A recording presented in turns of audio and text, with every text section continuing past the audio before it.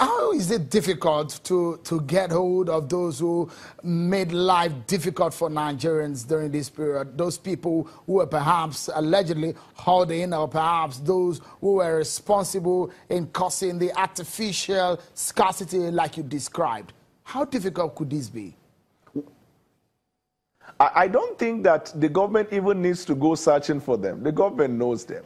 Just like in the case of these herdsmen and the farmers' crisis, the violence that is being perpetrated in communities. It's not as if the government does not know. There is what is called intel, intelligence gathering in every country. You will be able to know the people who are manipulating the system or people taking advantage of the system. But the problem here is that identifying the individuals is one thing, bringing them to justice is another thing, because it may also bring some issues of contractual agreement. There was a time, I think, in the administration of President Jonathan, when they wanted to take a very hard stance on independent marketers, and it brought a lot of contractual problems. So I believe that privatization is the issue, but if you are talking about the speech of the president that said they are determined to deal with them, I believe it is just a political statement. Otherwise, we will continue with this same statement and may not be able to find a solution to it. The people in the industry, on the part of the government, like NNPC, the people who run NNPC know them. And in some cases, they are in connivance with these individuals. All right. So how do you then handpick a private participator from outside to deal with him when all that he did was in connivance with somebody who is inside? Okay, let me quickly get your take before we quickly switch gears. And is in the issues of fuel subsidy payment. Why is it shrouded in some kind of secrecy? Why don't we know some of the details therein? Well, first of all, the government is expected to be accountable. You know, one of the characteristics of a good government is transparency and accountability. And I remember when the government stated clearly that they've taken out fuel subsidy in the country. That was the basis for which the price of fuel was increased, and the nation was happy. We became happy that now fuel are going to be available. And then recently, when we had the problem, we are now hearing another language that in actual fact the government has been subsidizing. That is a fraud. Just like what the professor said, the law is clear. There is no expenditure of the government that can be carried out without appropriation by an act of the National Assembly. So any expenditure of the government, in fact, or even a revenue, but expenditure most especially, that is not appropriated by the National Assembly will not have the force of law, because that is what the law says. So we need, you see, if we want to invoke the Freedom of Information Act, for example, individuals who are very, very interested in knowing these details, you can apply to the relevant agencies of the government to get these details as to, number one, whether or not the subsidy exists. And if they fail to provide this information, it is actionable in law. And the law states that you don't even have to show that you have a special interest in the matter. As a citizen, you have the right to know the way you are being governed. All right. Let's quickly touch. I want to get your reactions to the situation in Benue State. First, let me come to Mr. Odumakin. We've been talking about state policing as long as I can remember. And on this very one, when the governor comes out to say, look, we do know, or the government know, these people, a month into, before the end of the year, he signed a bill into law, anti-grazing bill. Now this has happened, the killings that we've seen in Benue State.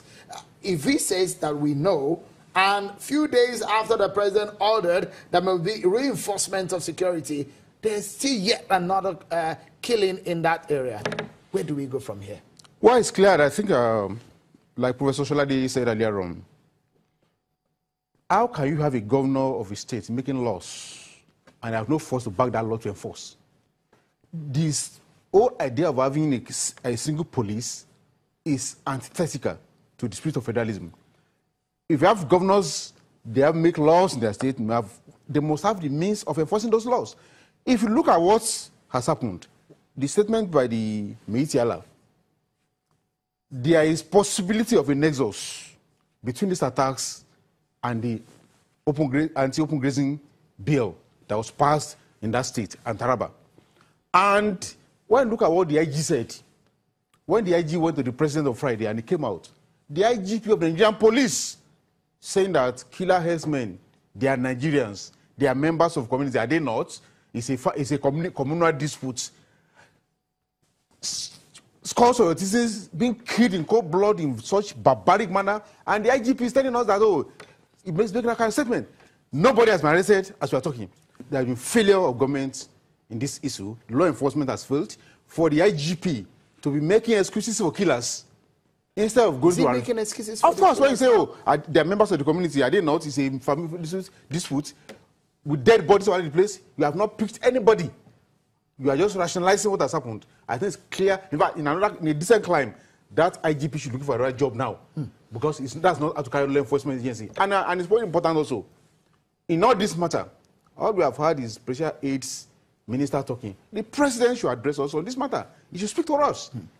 Is it a nightmare for a governor who seems to be helpless? He's made the law, he's done his bid, but where does he go from here? What crucial question does this issue of herdsmen attacks raise at this moment in our national life, looking at it from the point of view of law?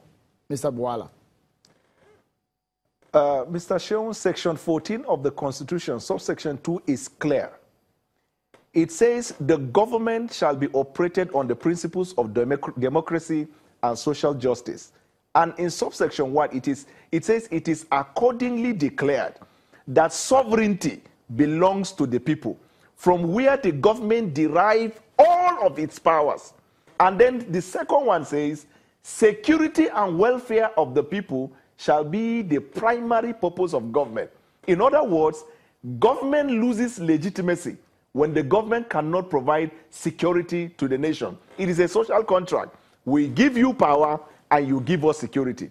What we are facing in this country is a national security situation. Whether you look at it from the perspective of Benue, you look at it from the perspective of Rivers, you look at it from the perspective of Kaduna, Taraba, or even the northeastern Nigeria, President Jonathan lost election. Largely, people believe, because he was not able to handle security. That question, that test question, is before the decks of the president. And quickly, it is happening at a time when election since is you're on that go. trajectory, let me allow you to quickly weigh in on this quickly so that we can come into the studio and finalize the issue.